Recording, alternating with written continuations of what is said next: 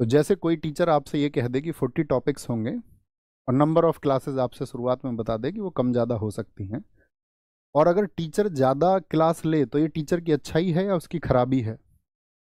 हाँ, ये ज़रूर है कि टीचर 40 टॉपिक बता के और उनको लगभग आइडिया आपको दे दे कि 45 क्लास का, और फिर उनको 10-15 क्लास में ख़त्म कर दे, तब तो टीचर की खराबी समझ में आती है। या टीचर ने जो प्रॉमिस किया वो पूरा नहीं किया। लेकिन अगर टीचर आपको बहुत धैर्य और संयम के साथ में, लगभग हमारी 5-7 क्लास बढ़ भी जाएंगी, तो 5-7 क्लास का मतलब होगा कि हमारे 5-7-8-10 घंटे बढ़ जाएंगे, 12 घंटे बढ़ जाएंगे। आप जरा सोच के देखिए, आप अपने जीवन के जो 12 घंटे आपने कहाँ वेस्ट कर दिए होंगे। यही साथी हमारी समझ की नैतिक और अनैतिक होने का फर्क है। हमने अपने जीवन में शायद 12 घंटे सोते हुए गुजार दिए होंगे। अगर कोई व्यक्ति प्रयास करे आपके जीवन के लिए, आप चीज़ों को धैर्य के साथ में समझ पाएं, तो ये उसकी अच्छाई हुई या उसकी खराबी हुई? तो उस पर प्रश्न चिन्ह लगाने चाहिए या अप्रिशिएट करना चाहिए, उसकी प्रशंसा करनी चाहिए उसकी कि हाँ, आपने जो कहा आप उससे ज़्यादा करने का प्रयास कर रहे हैं।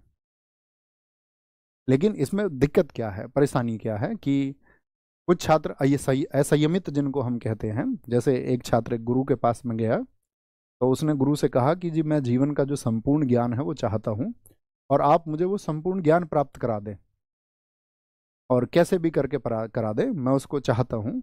लेकिन शर्त यह है गुरुजी, वो मुझे जल्दी से जल्दी मिले। तो उन्होंने कहा ठीक है, तुम्हें जल्दी ज्ञान मिल जाएगा, कोई दिक्कत नहीं है, लेकिन तुम्हें एक काम करना होगा मेरा। तो उसने कहा जी गुरुजी बताएं। तो उन्होंने कहा कि भाई आप बाग में जाओ और एक मीठा आम तोड़ के लेके आओ। वो गया। अब उसने मीठा आम तोड़ लिया। अब कौन सा मीठा आम तोड़ा होगा? जो उसकी समझ में सबसे मीठा होगा। अब उसकी समझ कैसी है ये निर्भर तो रिजल्ट पर करेगा, कैसी उसकी समझ है। वो गुरुजी के पास फाइनली लेके आया, वो आम उसने दिया। तो उनके गुरुजी ने कहा कि भाई तुमने ये सोच लिया कि यही इस बाग का सबसे मीठा आम है? तो उसने कहा हाँ जी, ये सबसे मीठा है, देखने में सबसे मीठा आम यही लग रहा है, देखने में। तो उन्होंने कहा ठीक है। उन्होंने आम को काटा और उसी शिष्य को खाने को दिया कि तुम इसको खाओ। अब उसने आम खाया। आम खाया तो आम एकदम से खट्टा, कसैला भी, कड़वा भी। तो उन्होंने कहा कि आप एक बात बताओ, इस पर अपनी अभिव्यक्ति दो, तुम कहना क्या चाहते हो? तो उसने कहा कि जो दिखने में मुझे सबसे बेहतर लगा, उसकी वजह से मुझसे भूल हुई। जैसे वो क्लासेस आपको दिखती हैं अक्सर यूट्यूब पे कि 2 घंटे में पॉलिटी खत्म, तो वो दिखने वाला वही मीठा आम है जो दरअसल में मीठा नहीं है, वो कड़वा है दरअसल में। उसकी हकीकत यही है।